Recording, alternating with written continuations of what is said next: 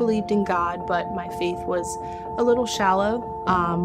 And it was hard for me to develop a relationship with God just because I'm like, well, how can God love me if I can't even love myself? So I didn't have a very happy family life from as early as I can remember. My parents were always fighting. My dad was unfaithful to my mom, and that was just the normal everyday life. Then my parents decided to get a divorce. My dad had an addiction to alcohol and drugs, and he took, I feel like, some of the issues of the divorce out on me. It was really difficult to handle. I knew in my heart that it wasn't okay, what he was doing, but I didn't know anything else to be normal, and I didn't know how to deal with that pain. So I resorted to self-injury.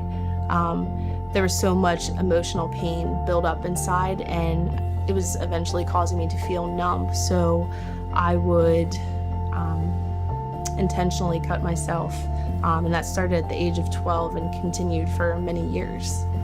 It was somewhat addictive, and the physical pain helped temporarily take away the emotional pain. I felt very alone, and from an early age, my mom tried to get me into counseling, and there's such a negative stigma attached to mental health and going to counseling, so I was embarrassed, and I felt like I wasn't truly receiving the help that I needed because I wasn't being completely honest, just because, oh, you're going to counseling, there's something wrong with you.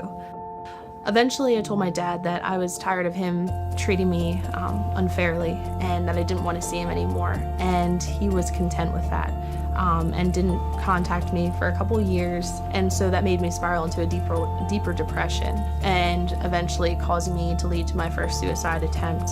My relationship wasn't the best with my mom. My dad was absent from my life. I felt very overwhelmed, and I just didn't know what to do anymore. So I was standing on a bridge ready to jump, just feeling content with my decision, and then I just felt this overwhelming amount of love and peace from God, just reminding me this isn't how my story ends. I wanted to seek out happiness and just learn how to live a normal life.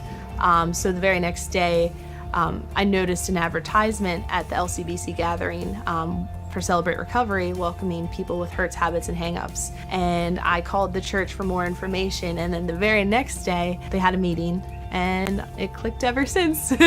So I took my recovery more seriously, and I'm like, okay, I need to lay it all out there and just be honest about what I've been through and how I'm dealing with it if I want anything to change. It was such a freeing experience, and just keeping my eyes focused on God has helped me realize I don't need to keep doing this to myself.